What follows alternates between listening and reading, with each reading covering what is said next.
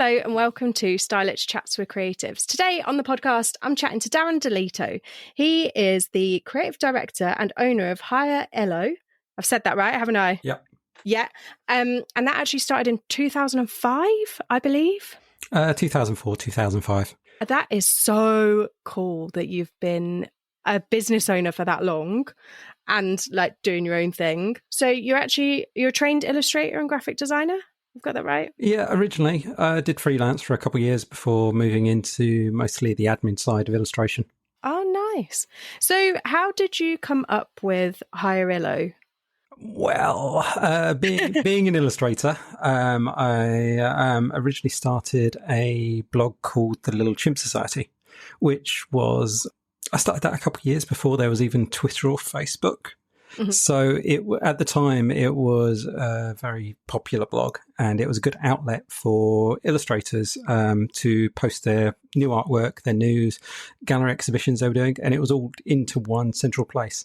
There was a few other creative blogs at the time, like I think drawn.ca, there was Pixel Pirates, and Illustration Mundo as well.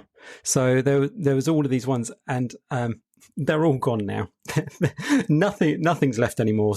Social media completely killed all of that. But as a result of that, and what I'd been doing as an illustrator prior, was in my search for commissions for myself as a freelancer, I ended up being better.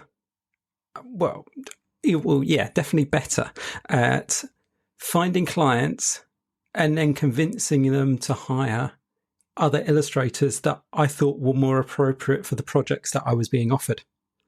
So that does me no favors whatsoever. So I had to I was actually really good at doing that in the networking side and the promotional side of it. But to make that work to allow me to earn a living, I had to rotate that around and bend the rules in some way. So I took from the success of the creative blog that I created a new website called Hire an Illustrator, hireanillustrator.com. And what that became was we had a migration of professional illustrators from the Little Chimp Society blog, which joined the new community. And I set that up as kind of a membership-based community. So it allowed me to invest my time into just promoting and working with illustrators and connecting them to these clients, which I was constantly sourcing. So that's how that kind of went from being an illustrator to being someone that ran a successful creative blog to being someone who is the creative director at a community of professional and freelance illustrators. So that's how that got there. It's so cool because when I think a mutual friend or an illustrator put me in touch with you. And when I looked at it, I was like, this is amazing. Like it's you can feel the community on it. You can see you've got all your lists of like people, you've got all your podcast lists, you've got lots of other things going on. And how insane that you kind of found your strength while you're freelancing and thought, that's an idea. And like just switched it round. That's incredible. Yeah. Well, I also had an interest in coding. So building websites and writing PHP and JavaScript and working with databases. So it made sense that I was able to do that. Although for the programming coding stuff, I'm all self-taught. I don't have any formal education in that. I have national and higher national diplomas in illustration and graphic design. So that's taking that foundation, which I think there's a lot of brilliant stuff at universities and colleges and so on. But what I found was, especially at the period I did my education, there wasn't a lot of foundation in the business side of it. Mm-hmm. And I know some places are brilliant at that now, and other places it kind of still lacks a little bit. But I found that side a lot more interesting, just jumped into that side of it. And hence the making connections with the Little Chimp Society blog, and then directly reaching out to clients. And in the same way you do podcasts and meet new people, I used to do a lot of interviews. I used to reach out to different art directors and people I admired and just said, are you interested in being interviewed for my blog? And this was before, obviously, Facebook and Instagram and all that lot and social influencers. So I got quite a lot of positive reactions to that. I think it was right back because I started the Little Chimp Society blog just as I was leaving college. Mm-hmm. And part of my final essay, I had to write 10,000 words on a design company I admired, and I decided to write it on. Are you familiar with House Industries? No, I'm not actually. No. Oh, they design fonts. They've done a lot of film work as well, so a lot of titles you'll see. Half the time they'll be their fonts, and I don't want to ruin it. Go and have a look at their website after we're done here, and I think you'll go, wow, how did I not know about this company? Yeah. So I reached out to a guy called Andy Cruz, and he's one of the owners, one of the primaries at House Industries, and he was straight back with, happy to do an interview with you. And it was basically me at the time, keeping it simple. I was emailing him 10 questions, answering 10 questions. He supplied some artwork, and I was publishing it on the Little Chimp Society blog. Except I was able to make lots of connections in that way. As a result of that one, when I did a trip to London, there was, I can't remember the name of the shop now, but it was a guy who he asked House Industries if he could use some of their work for T-shirts. He owned a little London boutique clothes company in central London, and he ended up flooding the Japanese market, with their T-shirts and making an absolute fortune off that. But, oh my God. But as a result, I kind of knew some of this, and when I was doing kind of a day trip into London, I went and knocked on a door, went and said hello. He invited me in, showed me a load of stuff. And then I got invited to House Industries was having a exhibition in London later that day, which I, for some reason, was unaware of. And I actually got to meet the guys running the company as well, even though it's an American company. It was just all completely coincidence. But through just reaching out to people, making these connections and networking, you're just able to get things moving and stuff happens. And Yeah, I agree. I think having a network is a beautiful thing, and actually like nurturing it is such a nice thing to be part of. And it's a nice thing. I definitely get this from podcasts, so you must feel this, is when you know two people and they start working together, and like you're maybe the middleman, and they wouldn't have known each other if they hadn't have come on the podcast, or they hadn't have got in touch with you, or, you know, you hadn't interviewed them. And I think it's such a beautiful thing to be able to give back to your creative community like that. Yeah, no, it's brilliant, that sort of thing. I had a situation like that recently, where I hired one guy to write me a blog post on Kickstarter for the Hireillo blog. And then I hired an illustrator that I thought would be a good fit to create a illustration for the blog. And as a result of them both admiring each other's work, of me hiring both of them, then after that, they went on to the author hired the illustrator to create artwork for a comic series for a new Kickstarter campaign he was working on. So, amazing. So that wasn't even me trying. That was just coincidence that I got connected that way. That's so cool. I think you must feel really proud of yourself, like after 20 years in business and with it, kind of, you must think, oh, wow, there's all these people that are connected. You've got this kind of beautiful spider web of illustrators and clients that all work together and kind of meld together. It's so cool. It's like you're a little magician in between. Oh, yeah, no, I love that sort of thing. But there is that nagging feeling when you know it's a really, really big job and everyone's getting paid quite well for it. And because of the way I work, I don't get a cut. I'm not like an agent. So all these I was going to say 30%. I don't think there's any agents that only charge 30%. I think the minimum you'll see these days is 35%, which I just find ridiculous. Yeah. But that's their prerogative. But yeah. No, I do love all of this stuff. It's just that's the difference in it, I think, is like agencies, a few stylists I know are with agencies, and they're in different situations to myself, and they love it because someone's taking care of their invoices and finding the work and chasing the invoices and all this other stuff. And I get it because they've got kids or, whatever. Situations are different. But same as you, I don't think I could be with an agent if they were taking 30%. What's that? If you work 5 days a week, that's a day a week gone to your agent, isn't it? In fees. Yeah. I spent almost 3 months. Yeah, no, it was about 3 months working with a client for, I won't say any names, obviously, big alcohol company.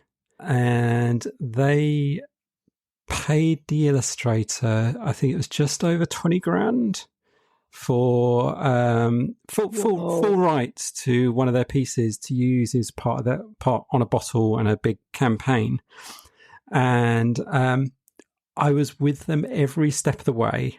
They also got flown out to an opening party across the globe to just be there as the artist that created this piece. And so 3 months, as a result, through their membership fees, I think I got paid, it probably works out about the equivalent of about $60.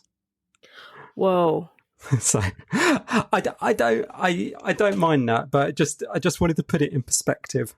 Yeah. It happens quite often, and I've obviously been doing this long enough. I don't hold any sort of grudge or anything towards that, because as long as I make a living, I'm good with that, and I get to see all this stuff happening. It's just I do have sometimes people moaning at me saying, "Why are you charging for this? Instagram doesn't charge me for this. I can do all this stuff for myself for free." But you're not. I'm doing it. It takes a lot of work, and I literally, if I wanted to, I struggle. I don't have any times for hobbies. I don't have any. I'd love to be able to create art and do illustrations, and I have every so often I force myself to sit down and kind of doodle or put Lego together or something like that. Just, I know Lego's not creative, but it's just using your hands and using your mind and that sort of thing. I just don't have time for it. I spend so much time with admin, which is literally what I do now. But it's the admin side of the artist and illustration job, which at the same time, for a lot of illustrators, they don't have time to do properly themselves, because the creative side and the actual creating of the illustration takes up so much time for them. That's it. It's like, it swings and roundabouts, isn't it? And I often talk about this on the podcast. When you run your own business, you're wearing about 6 million hats. Might be a slight exaggeration, but you're wearing so many hats. And then it's really hard to force yourself to have time to do the hobbies that you enjoy. And then you feel guilty for doing a hobby you enjoy, because you should be, I don't know, talking to your accountant or chasing an invoice or pushing your business, doing some marketing or something else. There's always stuff to do with running a business, and it's so important to take that time. And I can see the Lego in the background as well. Very impressive. But I think it's important to take that time to chill out and like rejuvenate yourself so that you can give more to your job, essentially.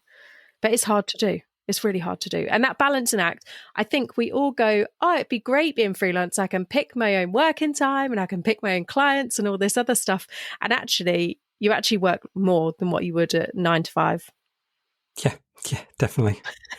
Yeah, you see people that are in-house, or they've been at a design firm for like 5 years, and they're like, yay, this year I'm becoming freelance. I'm going to start taking on commissions. Way, look at me go. And you look at them and you think, do you know what you're letting yourself in for?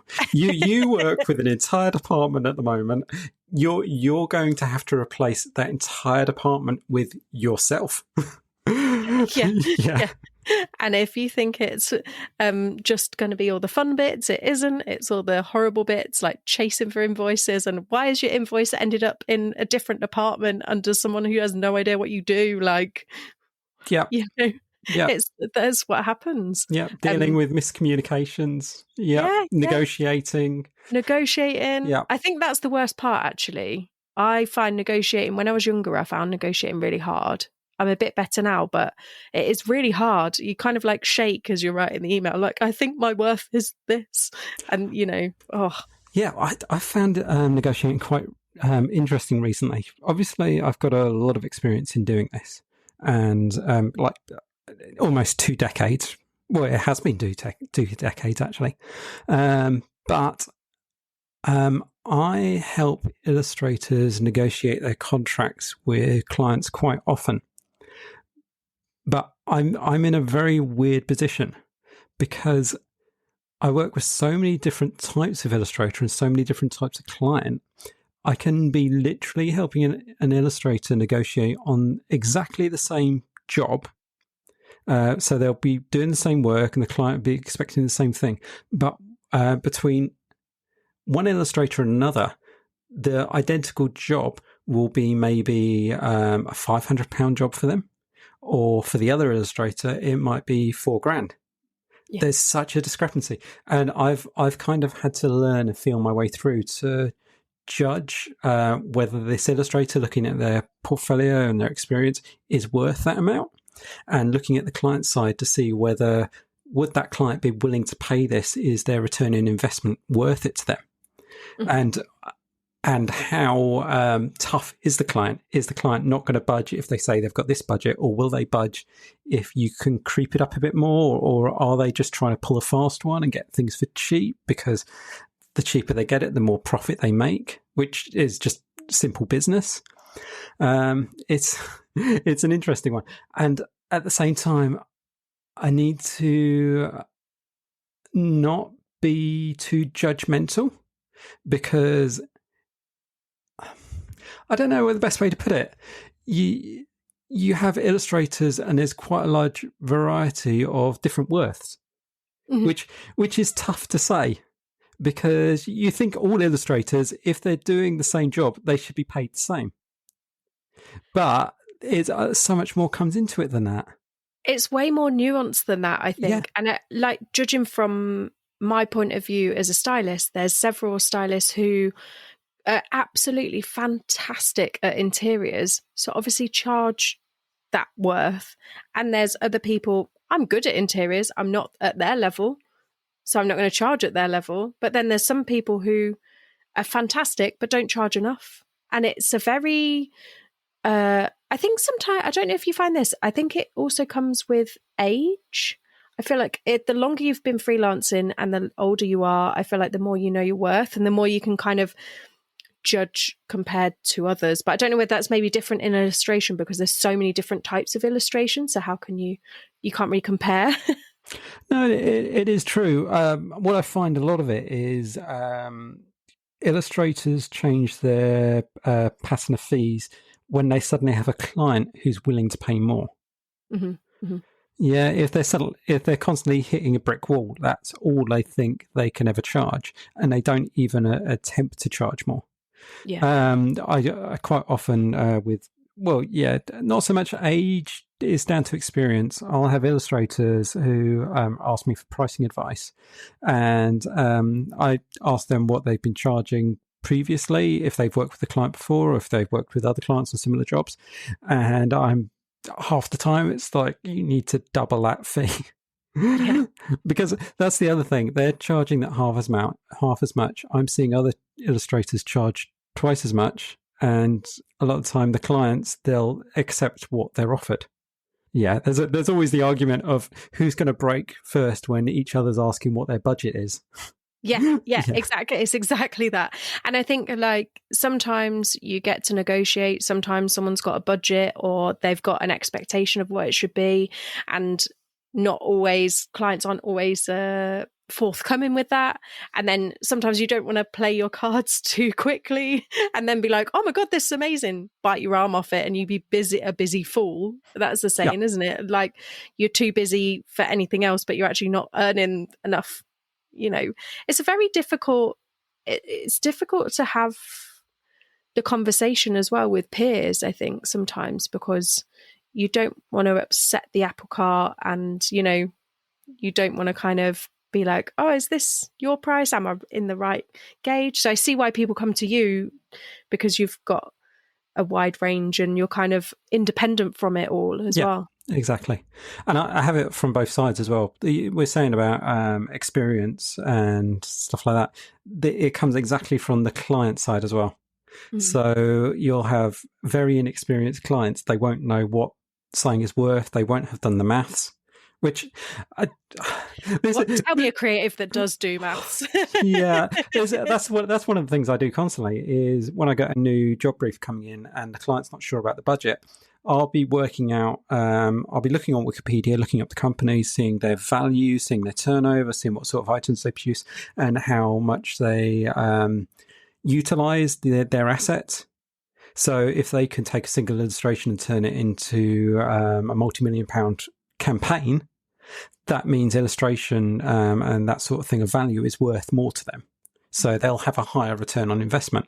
But then you also look at the usage and percentages, and large campaigns, you want to kind of be taking a 0.3% of the client's return of investment for large stuff, whereas smaller campaigns or even private individuals who are commissioning, if it's for something commercial still, you're maybe knocking that percentage even up to 5 or 10%, because so many variables to go into it. But normally for most jobs, there's a mathematical sort of equation you can do where you're working out how much time it'll take, what the value is, that's your base rate, and then you work out how much the license is worth to the client. Are they asking for all rights? Because then you've got to knock the rate up, because then you've got no further earnings from that artwork that you're creating. And it just, it all comes down to numbers, and you can work it out. But being able to work it out with so many variables is something that you learn through experience. You can't just say, here's a spreadsheet, you do it this way. And this is what people starting out just can't get their head around. How did you work that out? Well, that's a long conversation, and it's going to take you 20 years to learn it.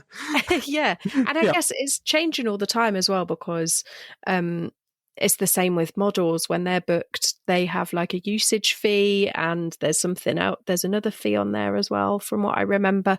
And it's working it all out, and then knowing your worth, and then taking your tax off that, put the money that you earn, and then taking your, like, I don't know, your other fees off, say running your office or anything else. And then what you're actually left with is your earnings, not the end number that you're paid. But maths is, figuring it all out. I admire you for figuring it all out, because I would be stumped. I'd just be like, I think it's that. I'd just do it like that. Yeah, well, luckily that's for me. That's all I do. that is literally my job. So how do you find the sorting contracts out for people? Is that something that you started off doing when you opened your business, or was it something that came as more people requested it? Well, it was basically through necessity. I sorted out contracts for myself when I first started, because I thought it was sensible to do. Yeah. I realize now I was in the minority. Yeah. Yeah. The contracts, even clients, they'll go, oh, you want to have a contract? And it gets done. But for a lot of the time, it's only, I'd say the 5-year experience mark is a good benchmark. After that point, you know whether the client and the illustrator, they're both in their respective jobs for the long term. That's what they're doing for a living now. But at that point, that's also when there's the realization they need to have contracts, and they need to be paid properly for the work they do. Yeah. So I read so many contracts. Yeah, I bet. Some of them are absolutely terrible. Others, people just steal them off the internet and wherever they can find them. And I look through them, and it's completely inappropriate, or there's stuff in there that just makes no sense. And it's the people that are worst for it are the independent authors who are hiring illustrators for cover work for their self-published stuff that they're sticking on Amazon, because they automatically, I don't know whether they find it on Reddit or some other site like that, but there's a contract which I've read it a dozen times, and it makes no legal sense whatsoever. But it's basically a work for hire contract. Oh, okay. And every time I have an illustrator that says, my client's given me this contract, is that right? Should I sign this? And I'm like, no, do not sign that. It makes, it's just, you're basically handing over your firstborn to them with this contract, and it has nothing to do with your actual artwork. It's just anything you produce while you're in being hired by this author is their property from this point forward in perpetuality. It's just, yeah. No, Yeah. but I do see that quite a lot. But normally it's not a problem. I normally source a contract for them, or I've rewritten their contracts several times if the illustrator supplied one that's not great. And I don't often at all see issues from clients where they go, no, I'm not signing that. Because when you have a decent contract, it makes perfect sense for both parties. And the thing is, I don't know, I say this all the time, it's if neither party is happy, that's a good contract. Yeah.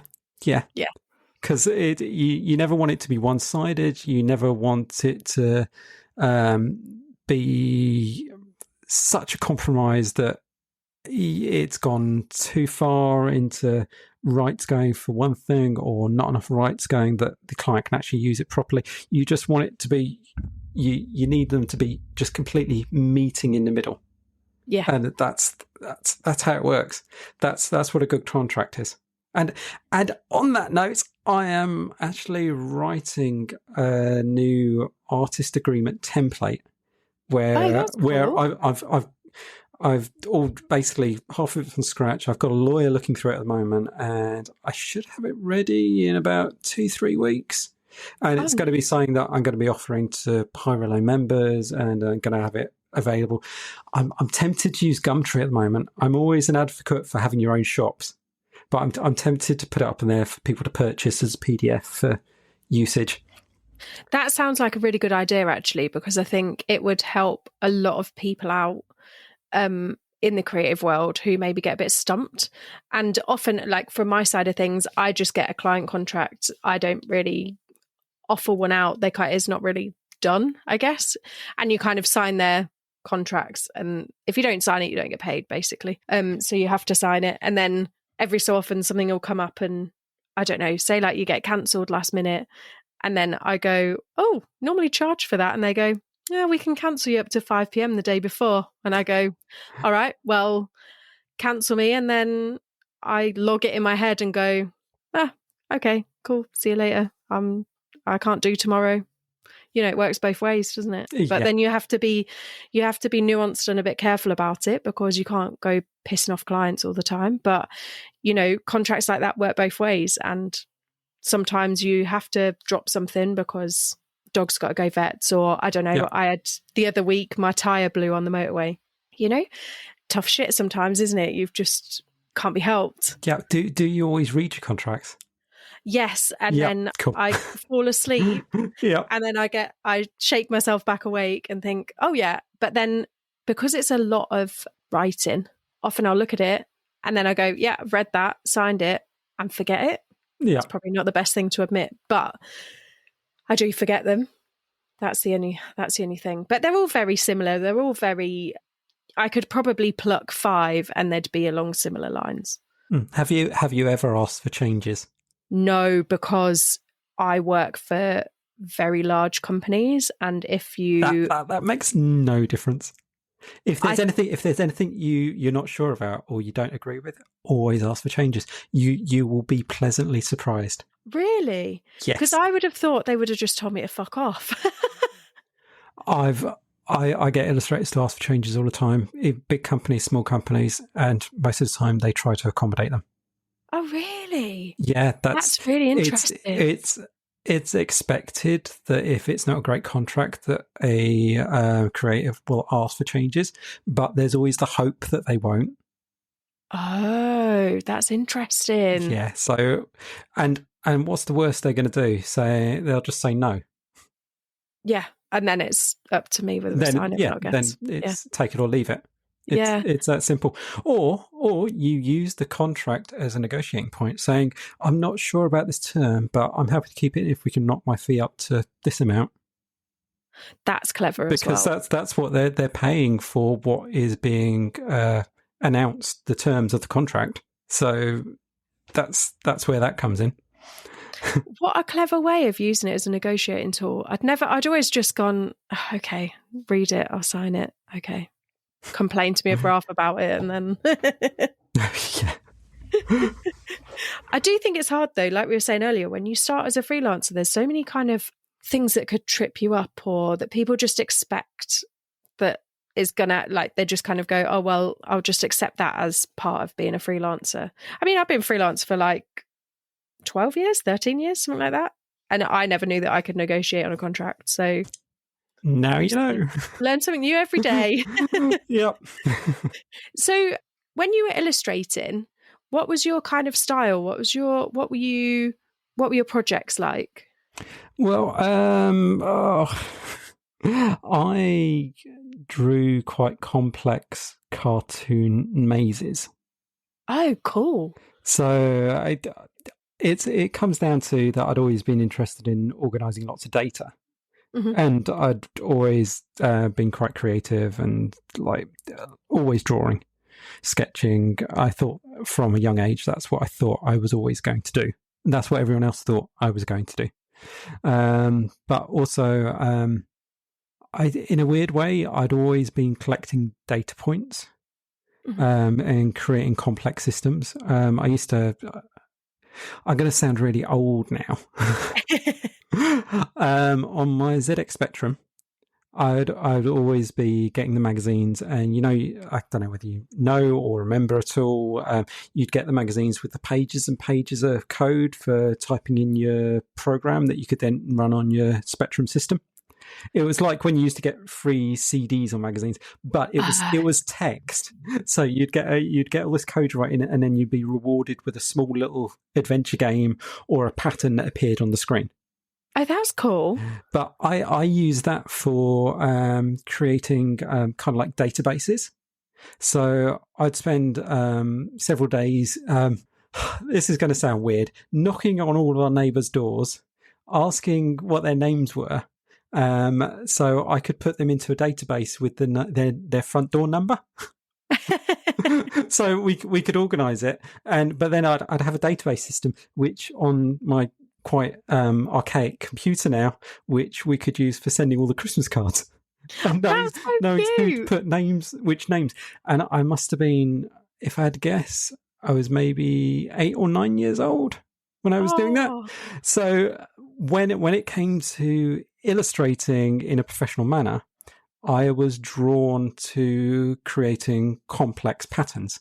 So this materialized in creating kind of one job I did, which was a kind of a quite a small minor job. There was a company called Moody Buddha who created lamps, and I created a wraparound repeating pattern of little skeletons, which created a maze pattern throughout the thing and wrapped around the entire lamp. That's cool. But that was the sort of thing I was doing, and it felt like something that was slightly different. I did some celebrity portraits for my personal portfolio, where I would have several different celebrity chefs. But it was, it looked, looking at it now, it probably looked like I'd drawn them with all broken limbs. But it was flat on the page, and it was their arms and legs all at different right angles, all connected together with fingers going off in different directions. So it created it was a cartoony image with like Gordon Ramsay and Jamie Oliver and I can't remember the name of the other chef.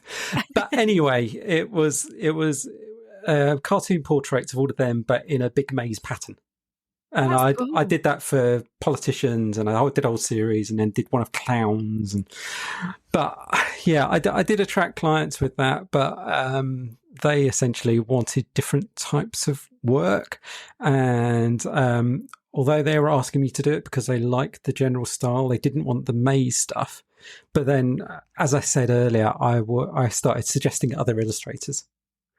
And it kept going that way. And then a few times I had the same clients come back to me asking me whether I knew anyone that'd be suitable for this job or that job. And yeah. So yeah, I could have carried on with the illustration, I think, and could have, my style would have matured.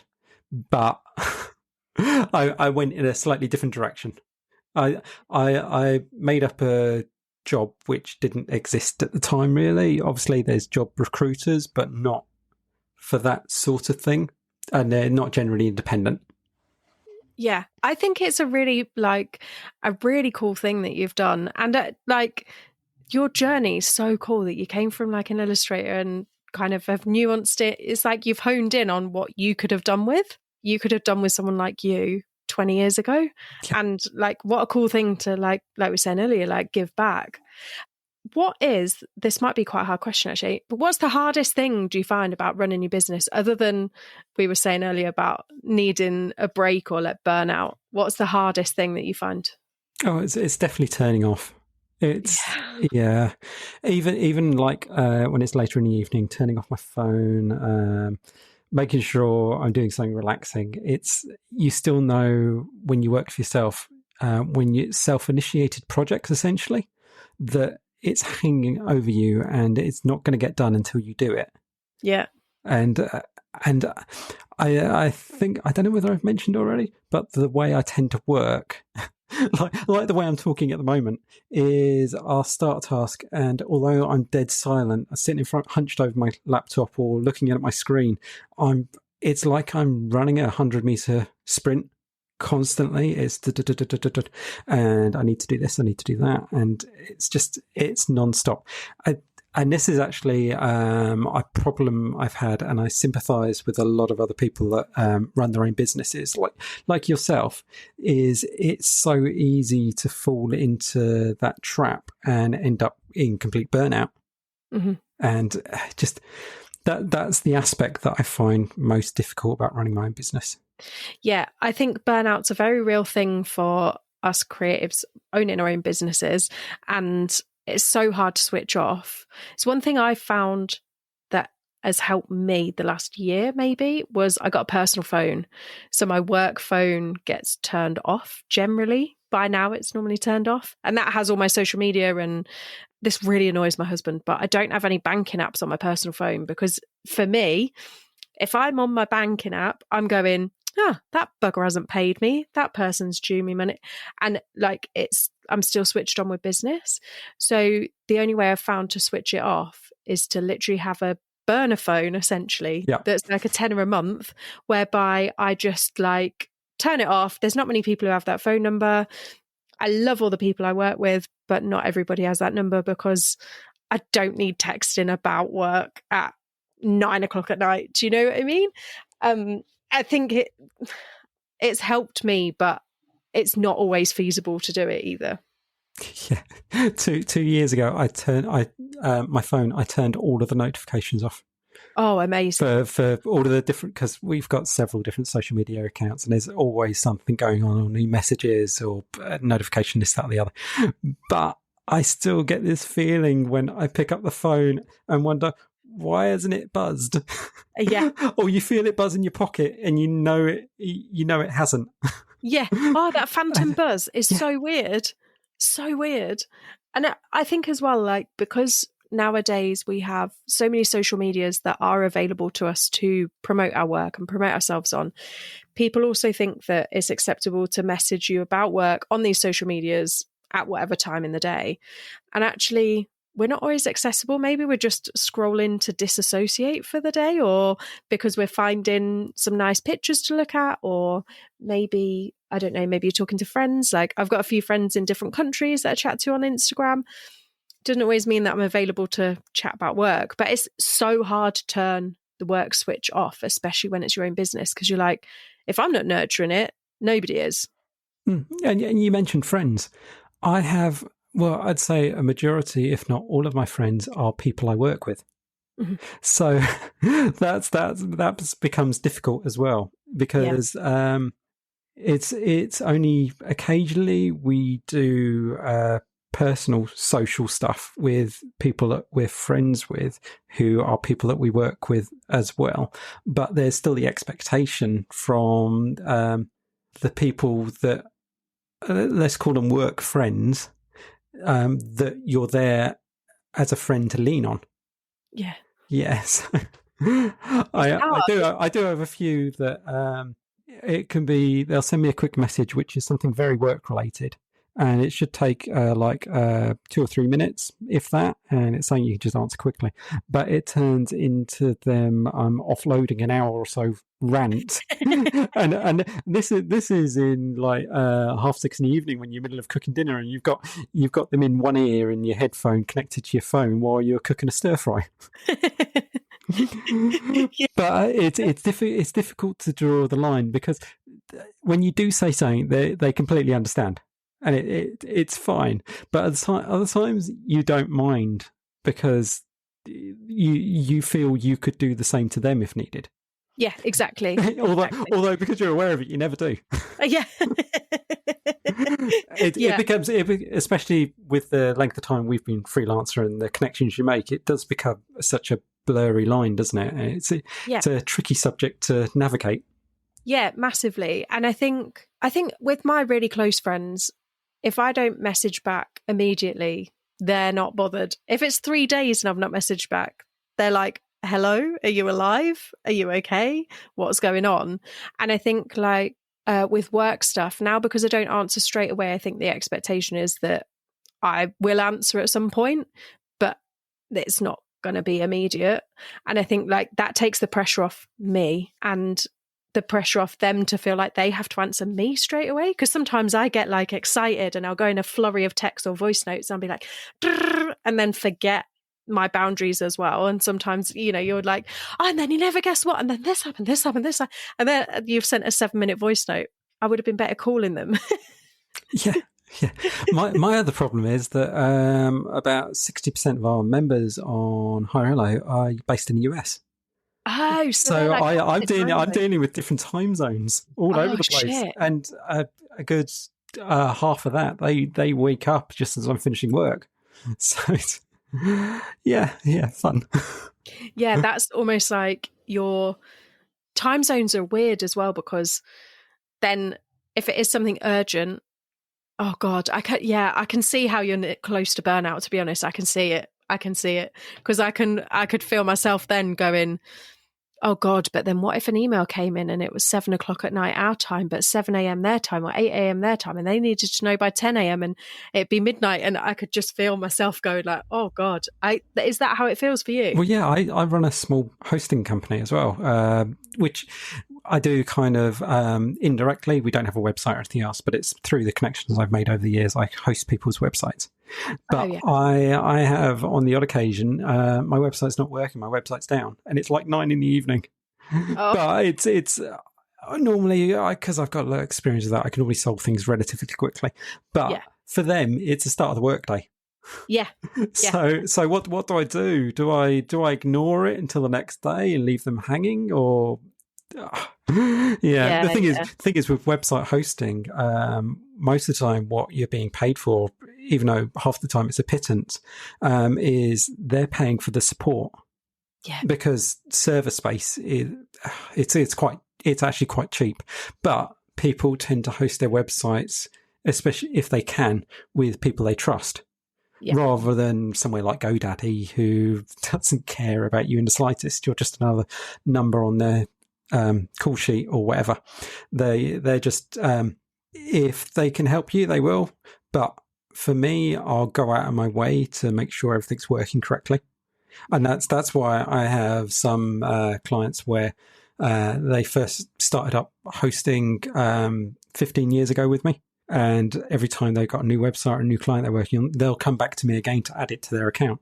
Because they can go with a large company, it'd be slightly cheaper, but they know I'm there if they ever need me.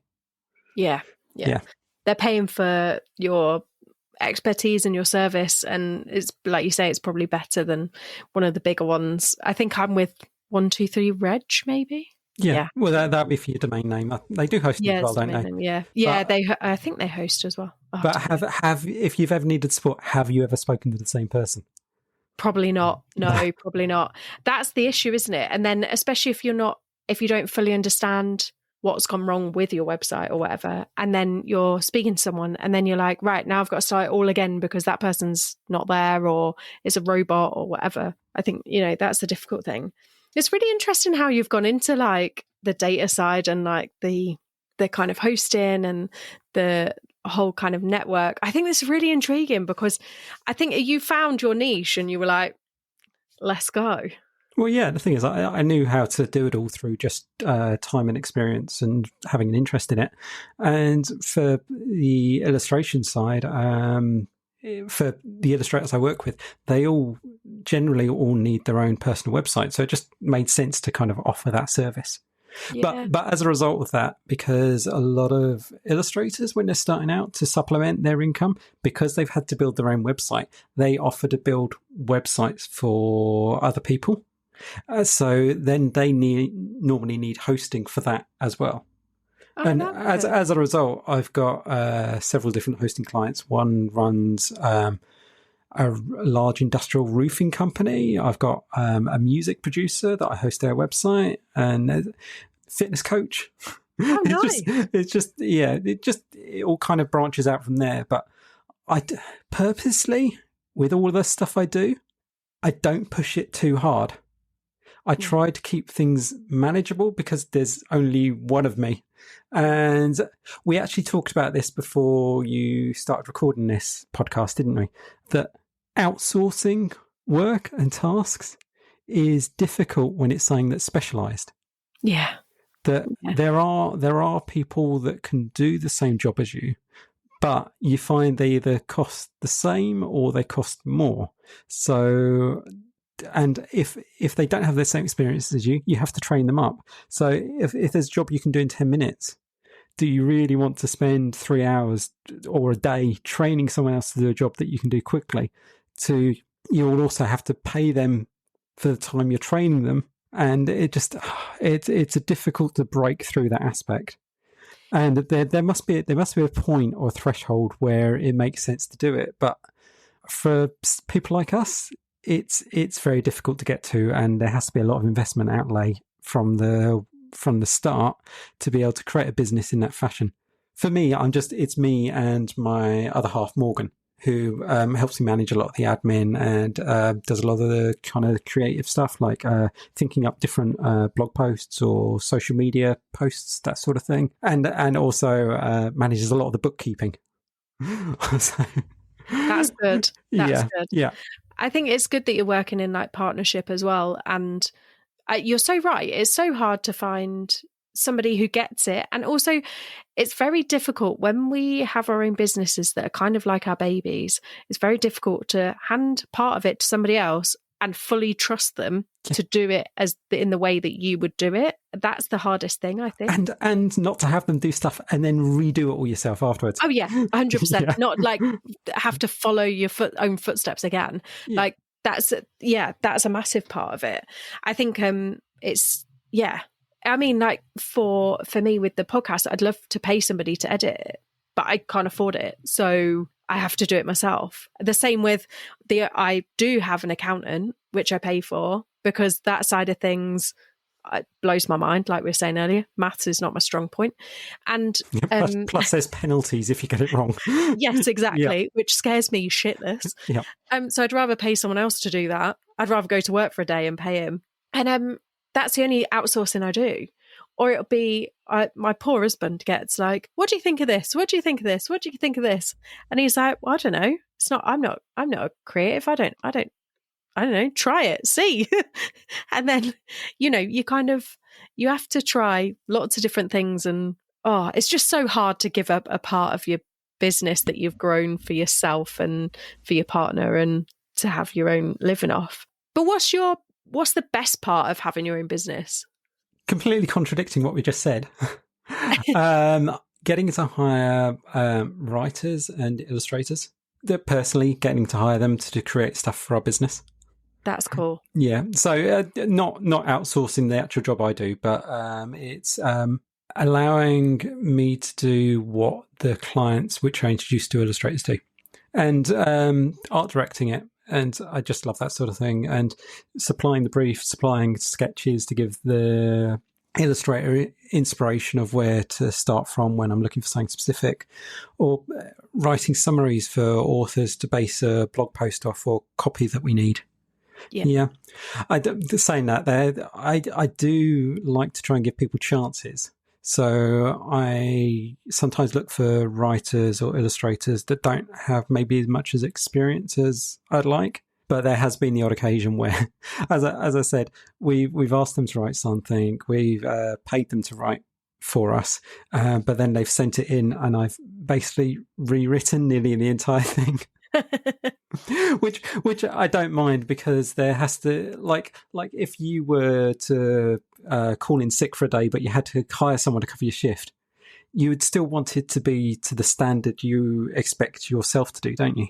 Yeah. And the thing is, someone that's working for you who's inexperienced might not be able to grasp that concept, because what they've produced is to the best of their ability. But if you were to hire the same person 2 years later, their best of their ability is going to be exponentially better. So that's the thing. That's the important thing about experience, which a lot of people miss, because they just see tasks and jobs as something you do rather than something that you accomplish. Yeah. I think it's really important to remember that we all accomplish little things. Like, if I looked at myself 5 years ago and then saw the work I was doing now, I'd be like, we're doing that? Wow, cool. Like, it's kind of, and forgetting that actually. But at the time you thought it was amazing. Yeah. And like, now I'm like, yeah, I've done that. Yeah. Shrugs, Yeah. Cool. But I think, when you're younger as well, you take jobs because you're just trying to gain experience and you're trying to better yourself, and you do, like you say, you're doing the best of your ability in that moment. Yeah. It's so nice that you give people a chance like that as well. What are your? It costs too much. Yeah. I'm always telling illustrators they need to charge more. They need to charge appropriately. I'm telling clients they need a larger budget. So I can't be hypocritical when it comes to that. So annoyingly, it costs me an absolute fortune sometimes when I hire people, especially people I've worked with where I know what they've charged clients in the past. I'll be negotiating with them, and because I've given them the confidence and they're working with me, I'm ending up paying double what they're charging other people, frustratingly. But I cannot begrudge them that. It's fine. But at the same time. You need like a mates rates discount. Exactly, yeah. The worst thing is when I see illustrators where I know I would pay them X amount, where they're working for certain clients for free. That does my head in that. Yeah. And they're grateful for it. Oh no. It's the we get it in our industry where it's you'll get paid in exposure, in air quotes, and that can get in the bin. There's nothing wrong with doing like personal projects, and like I do test shoots and stuff, and it's all personal, and like you both have, between me and a photographer, it will maybe be 50-50 ideas, or someone asks you to come on board and it's their idea and you're like, yeah, I've got props for that or whatever. But it's not to sell a product that you're styling. It's not to say to like get, I don't know, Nivea stuff and for Nivea, if that makes sense. It's for like you guys to practice or, and then maybe pitch out to clients.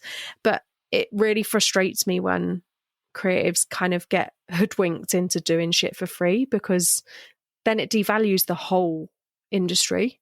Yeah, completely. Especially from my point of view, I see it with illustrators on certain jobs where you'll have cover art for, say, a magazine, and you'll have the magazine do an open call. You'll have I'd say a semi-experienced illustrator do it with the hope of getting more work. Where I know a month ago they paid $800 or $1,000 for the same work when they hired someone individually.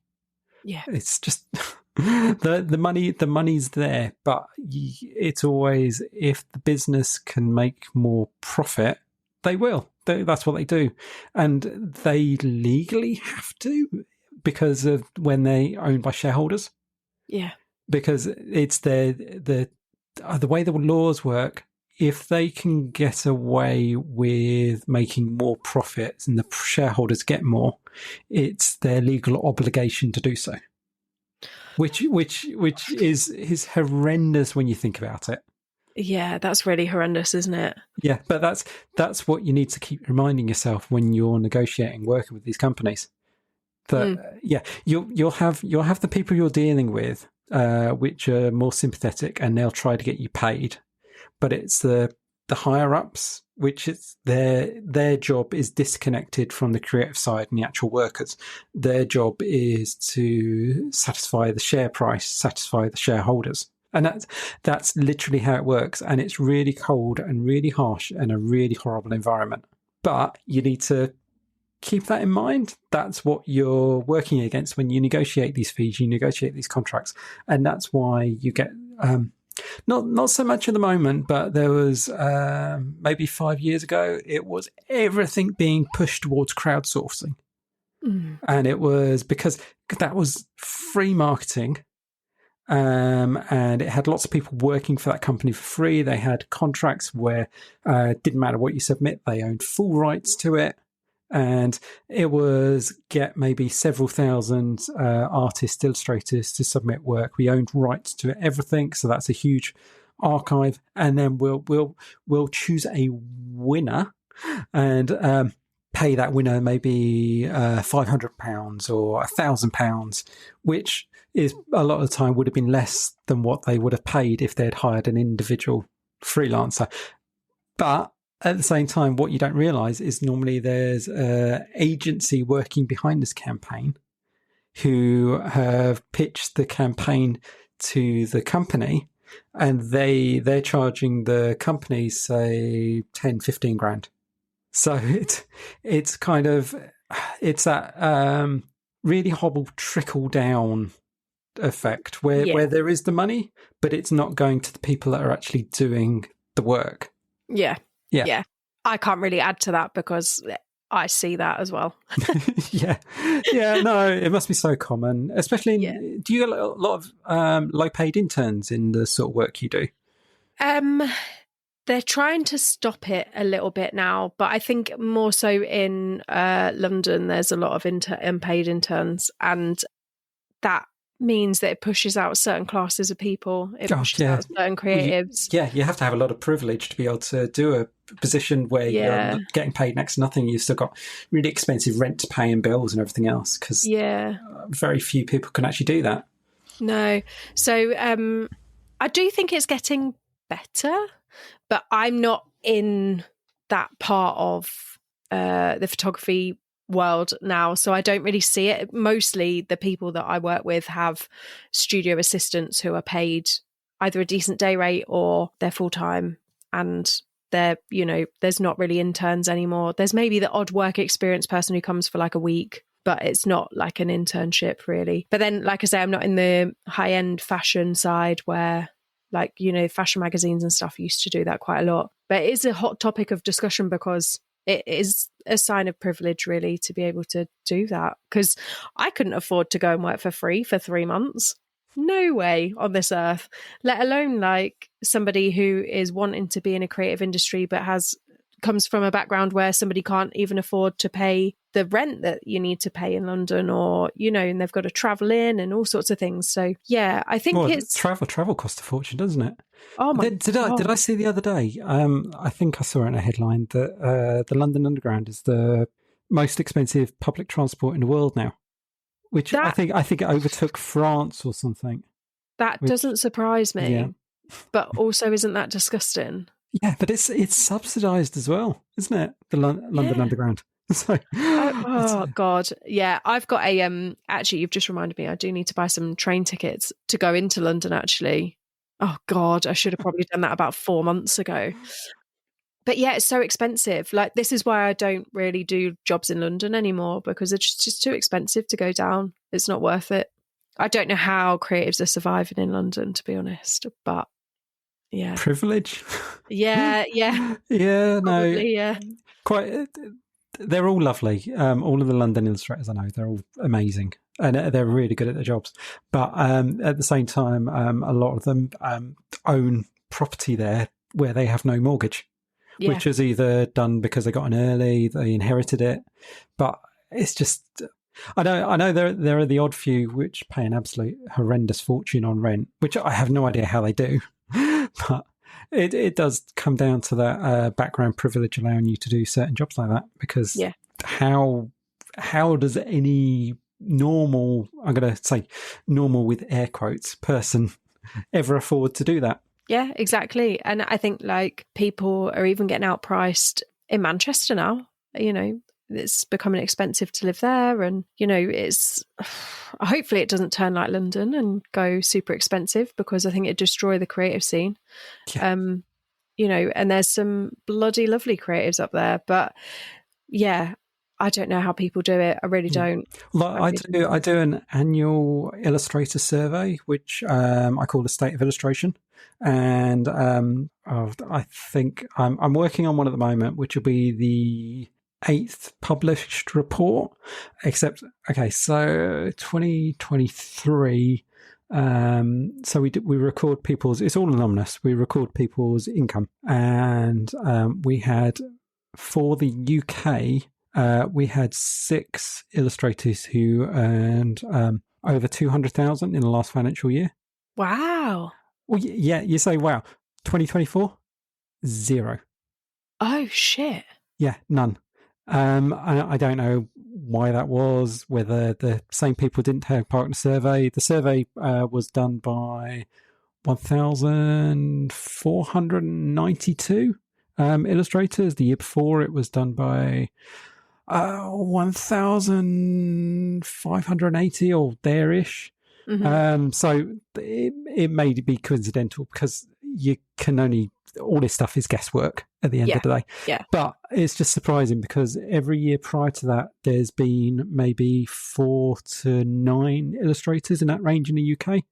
There's always more in the US, because I do a conversion on the currency. So you got Europe, you got UK, you got US, and I do it measured off the UK brackets with the equivalent US value at the time, whatever the conversion is.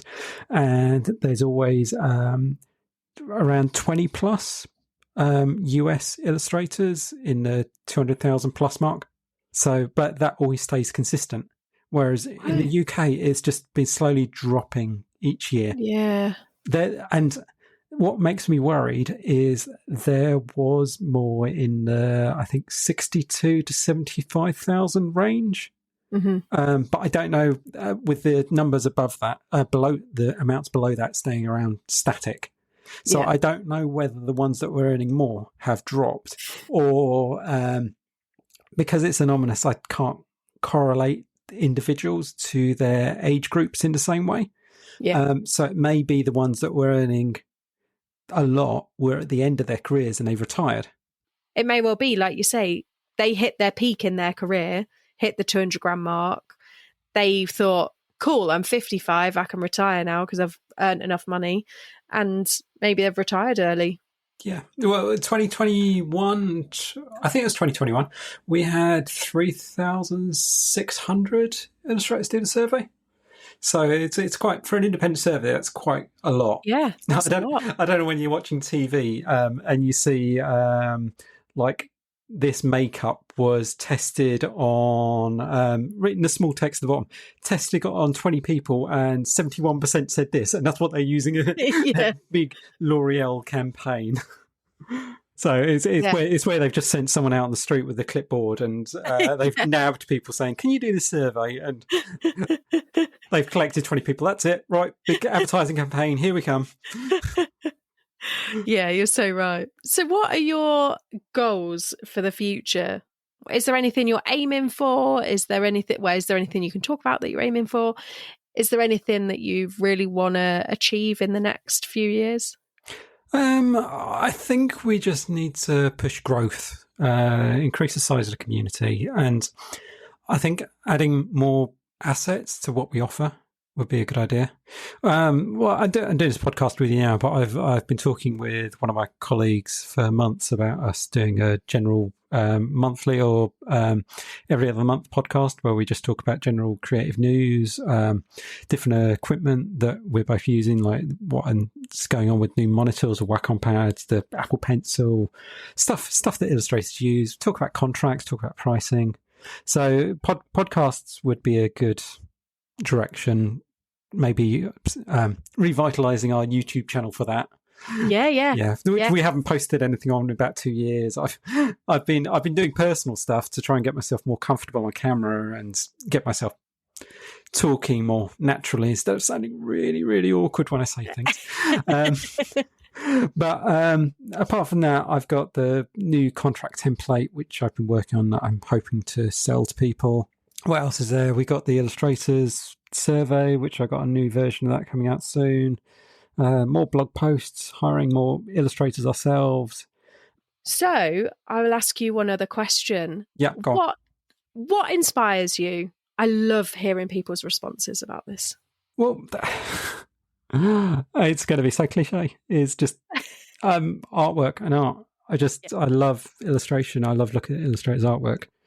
Going back to the start of our conversation with the Little Chimp Society, one of the reasons that I started it to a degree was ease of use for me. It just allowed me to go to one central place and see all of the different artwork that all the different people I admired were producing.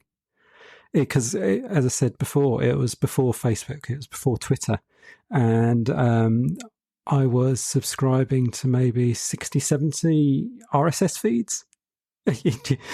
I'm assuming you know what an RSS feed is. Yes. Yeah. Yeah. Cool. I'll probably just fill the listeners in. RSS feed is, so on my podcast host, I have an RSS feed, which then then sends everything out into Spotify, Apple Music. Without the RSS feed, the podcast would not be on any platforms. So it's kind of like a midway point, I guess, between me and the big guns. Yeah, there used to be several different applications that you could use for subscribing to different RSS feeds. And most websites, there'd be a little icon that showed where you could click on it and it'd bring up their RSS feed. So for blogs like WordPress and stuff, you can still subscribe to RSS feeds if you can find an application to do it. I actually use one called NetNewsWire, which is an open source one which is still going, which actually works quite well. So it's still possible to do that stuff, but it was a lot of work keeping track of things.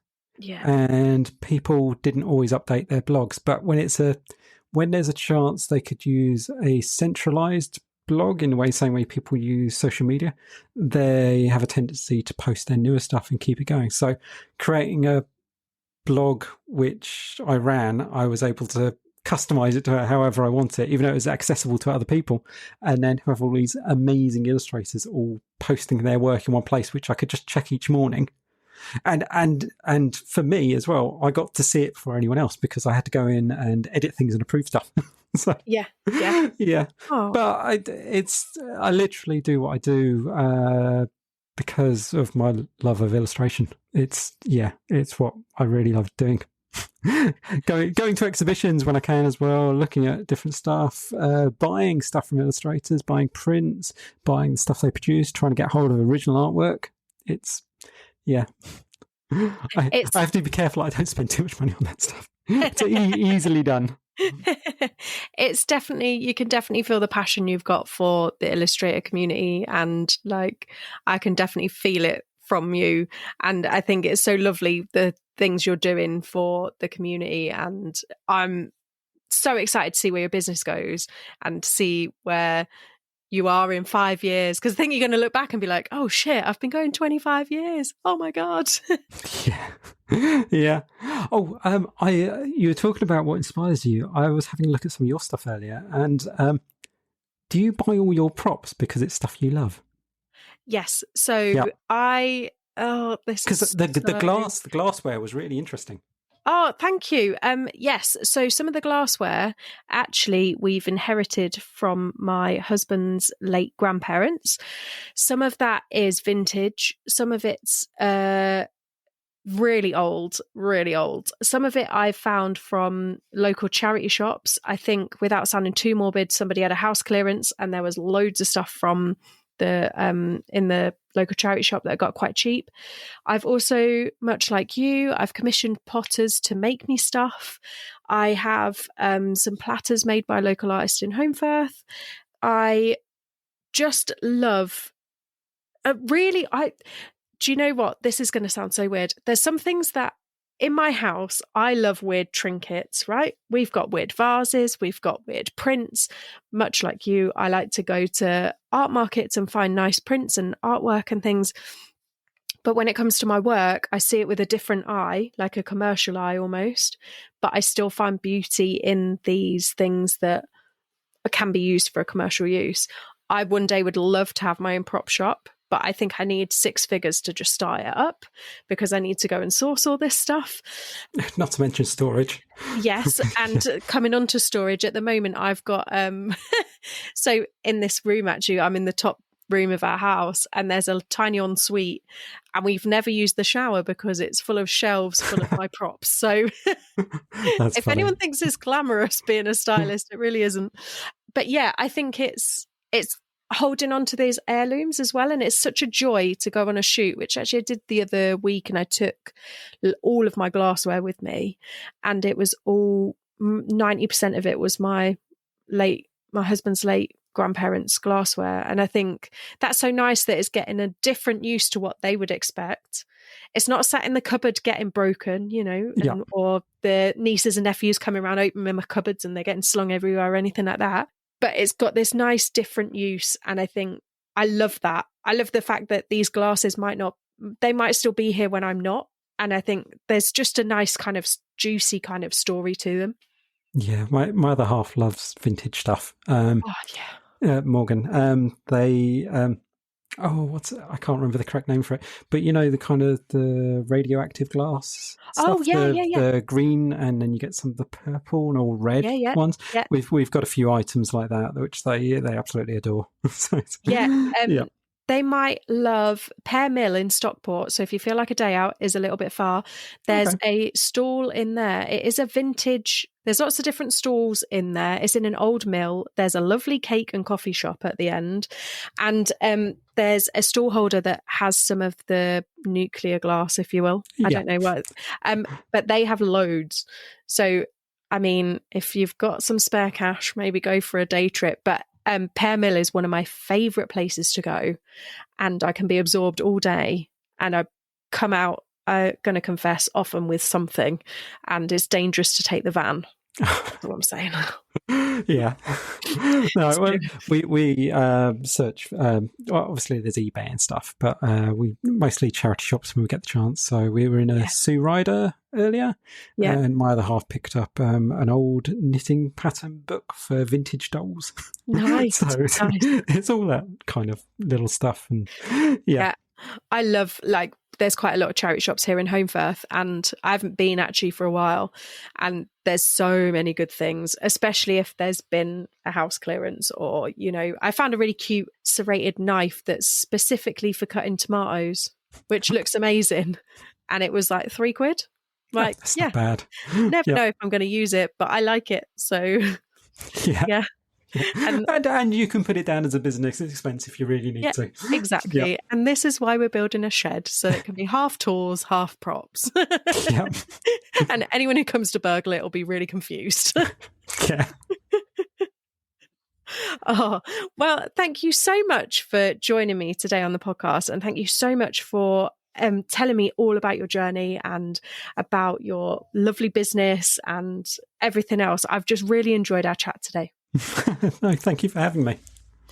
Thank you for listening to this week's episode. I hope you enjoyed it. Please rate, follow, and share, as it really helps this little podcast out. And if you have found value in the podcast and you have the means to, I do have a Buy Me a Coffee link in the show notes. This will help keep the podcast going. Join me next week for another fantastic guest. Bye!